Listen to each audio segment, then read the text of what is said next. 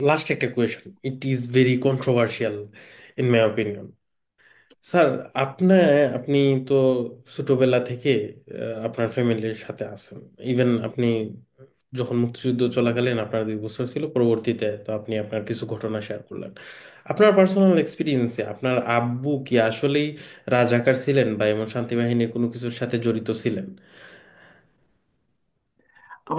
আমি তো প্রথম কথা হচ্ছে যে আমার বয়স 4 বছর ছিল যখন যুদ্ধ শুরু হয়। আমি 71-এ সেপ্টেম্বরে আমার বয়স 5 হয়। আমার 16 ডিসেম্বরের কথা অল্প অল্প মনে আছে, যে আমরা কিভাবে আমাদের বাড়ি থেকে আমাদেরকে এখানে যে আশ্রয় নিতে হয়েছিল, এবং আমাদেরকে কতটুকু খারাপ অবস্থা পারিবারিক ভাবে ছিল। আহ, তো আব্বাকে আমি তো এগুলি কিছুই জানি না, সুতরাং আমার চাক্ষুষ আমি কিছুই বলতে পারবো না, প্রথম কথা। কিন্তু উনি কোনো রাজাকার বাহিনী কোনো পজিশন হোল্ড করেছেন? করেননি।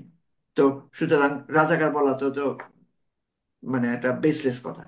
শান্তি বাহিনী যে শান্তি বাহিনী তো না, শান্তি কমিটি। শান্তি কমিটি বোধহয় করা হয়েছিল টু হেল্প বাংলাদেশিস, মানে ওখানকার যারা, যাতে যাতে পাকিস্তানিরা মানে টার্গেটেড ইয়া করতে না পারে, মানে যতটুকু বাংলাদেশিদেরকে হেল্প করার জন্য শান্তি কমিটি করা হয়েছিল। একটা অল পার্টি কম্বাইন্ড, বিভিন্ন মুসলিম লীগ ছিল, কিংবা যারা ইসলামপন্থী যারা ছিল, তারা তো কেউই সাপোর্ট করেনি। এবং সাপোর্ট যখন করেনি, তখন তাদের একটা অপরচুনিটি ছিল, যেহেতু তারা মুক্তিযুদ্ধে অংশ নেয়নি, তা তাদের হাতে একটা অপরচুনিটি ছিল যে লোকালি হেল্প করা, এবং এটি হেল্প করেছে। তো প্রবাবলি শান্তি কমিটির কাজ ছিল ওটা।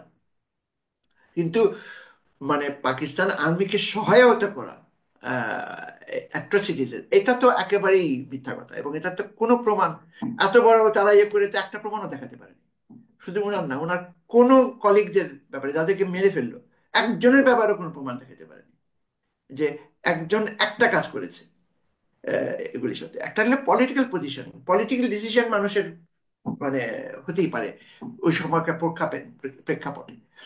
এবং আপনি যখন বিগার পিকচারটা দেখেন, পলিটিক্যাল পজিশন, বিগার পিকচারটা দেখলে কিন্তু দেখতে পারেন যে যেই কারণটা ওনারা দেখিয়েছিলেন, সেই কারণটা কি সত্য হয় নাই? যে ভারতের আধিপত্যবাদ, ওনারা বলেছে যে এভাবে ল্যাঙ্গুয়েজটা ছিল যে রাওয়ালপিন্ডির, আমরা এখন রাওয়ালপিন্ডির স্লেভ আছি, পরে আমরা নয়াদিল্লির স্লেভ হয়ে যাব। আমরা এটা এত বছর তো আমরা ওই নয়াদিল্লির স্লেভ হয়েছিলাম। কিন্তু আব্বার কাছে আমি একটা কথা উনি সবসময় শুনেছি, যে ওনারা জানতেন যে বাংলাদেশ পাকিস্তান এক থাকতে পারবে না, but that this was not the process. ইন্ডিয়ার হেল্প